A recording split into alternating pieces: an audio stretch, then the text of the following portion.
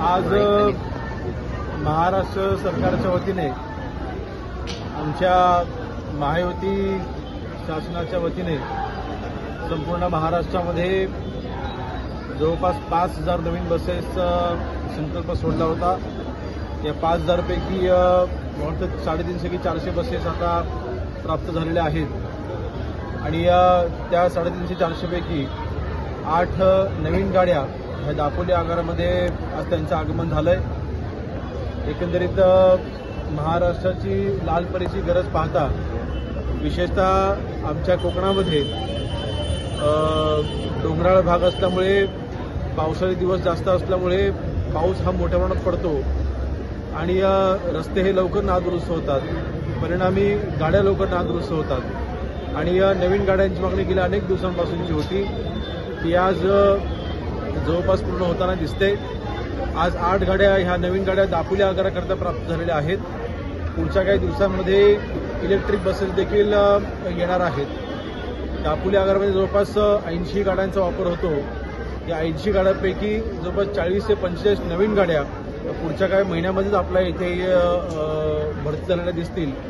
एकंदरीत आपल्या कोकणवासियांसाठी आणि महाराष्ट्रामधल्या एसटीने प्रवास करत असलेल्या प्रत्येक नागरिकासाठी एक चांगली उत्तम सोय माननीय मुख्यमंत्री देवेंद्रजी फडणवीस असतील, उपमुख्यमंत्री सन्माननीय एकनाथजी शिंदे साहेब असतील आणि उपमुख्यमंत्री सन्माननीय अजितदादा असतील आणि परिवहन मंत्री आमचे प्रतापजी सरनाईक यांच्या पुढाकाराने ह्या नवीन गाड्या प्राप्त होत आहेत। त्यांचे दापोलीकरांच्या वतीने आणि महाराष्ट्रातील तमाम नागरिकांच्या वतीने त्यांचे आभार मानतो।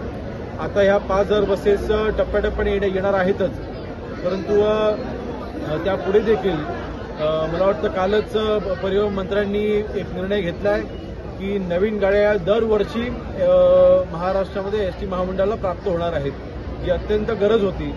एखादी नवीन गाडी आली किंवा एखादा समजा आता 5,000 गाड्या घेतल्या त्या मग 4, 5, 6 वर्ष सातत्याने वापरून पुन्हा नव्याने गाड्या घ्यायच्या, त्यापेक्षा दरवर्षी नवीन गाड्या घ्यायच्या आणि जुन्या गाड्या ह्या तिथे डिस्कंटिन्यू करायच्या। अतिशय चांगला निर्णय हा आपल्या सरकारने घेतलाय।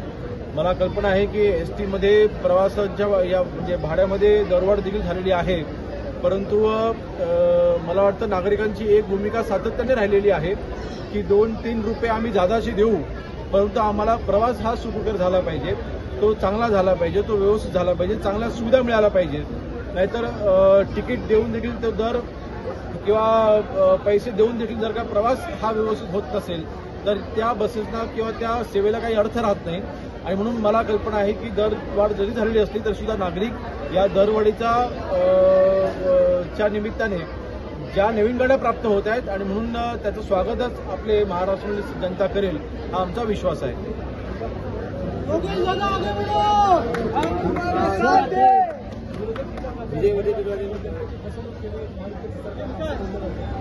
नाही बघा, मी पुन्हा एकदा सांगेन की फसवणूक करायचा हा विषय नाही।